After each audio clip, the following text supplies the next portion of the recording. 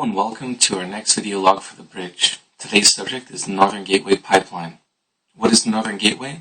Well, it's a proposed project to, on the one hand, export crude bitumen from the northern Alberta oil sands from Bruderheim, Alberta to Kitimat, British Columbia. It's about 1,100 kilometers.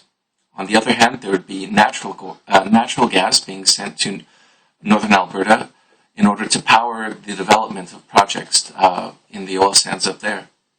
Why is this important? Who is in favor of this? Well, of course, there is enormous economic benefit for the company, which stands to make a lot, but also for the government, which over the 30 years of its operation stands to make about $2.6 billion in tax revenue. Enbridge puts the number of jobs that this would create at 1,150. Others, being a bit more conservative, put it at 120. One thing is for certain, there would be a lot of jobs created in the short term for the construction and maintenance of the pipeline. This is of particular note because it would create jobs in areas where there's problems with unemployment, particularly for Native people. At the same time, one of the other goals of this project is to begin exporting to emerging Asian markets, which are growing at a faster rate than traditional markets in the US. Who's against this pipeline? Well, the main opposition is centered on environmental issues. This pipeline has its proposed path over particularly vulnerable areas for salmon and other endangered wildlife. This would also cross traditional lands for Native tribes.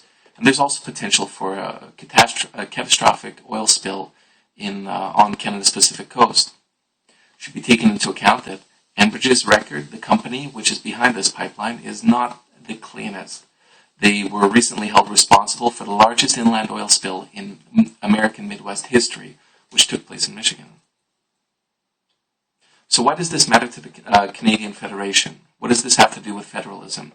Well, as a pipeline, its proposed path crosses provincial borders, so there would have to be cooperation between different levels of government.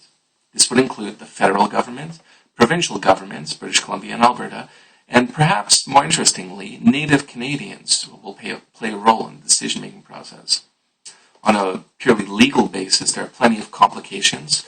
BC Premier Christy Clark and Alberta Premier Alison Redford have already had conflicts over the question of royalties. BC Premier Christy Clark wanting more, and Alison Redford, for the moment, refusing to budge. There's also this question of Native groups who have a constitutional guarantee of consultation on these issues. At the same time, we have the federal government, which is currently conducting an environmental assessment by means of the National Energy Board. So they're asking the question, the very difficult but very pertinent question, is this pipeline worth it, sheerly in terms of environmental risk?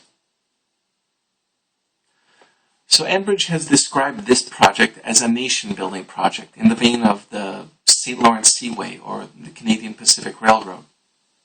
Is this the case? Well, it could be.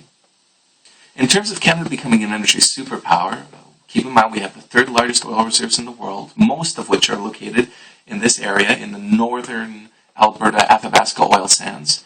This is something that we're going to have to come to grips with. As Brian Lee Crowley has noted, this pipeline does not cross Alberta and British Columbia. It passes Canada. As a matter of a broader perspective, Canada needs to find out how to get its energy to Asia. Now, this is not just China. South Korea and Japan are two of the largest importers of natural gas in the world. And interestingly, recently Japan has announced that it plans to phase out nuclear power over the next 30 years. So we have a limited window of time to get into these markets before established business relationships take place. South Korea and Japan will be looking for people who can reliably provide energy over the next few decades. This is long-term. There are long-term consequences here. So they will be paying a lot of attention to how this Northern Gateway project pans out, whether it succeeds or not. At the same time, there are legitimate concerns. Is Enbridge the right company for this project? They have a terrible track record, which has to be noted. Can we take them for their word when they say that they are making sure that there will be extra attention provided to environmental concerns?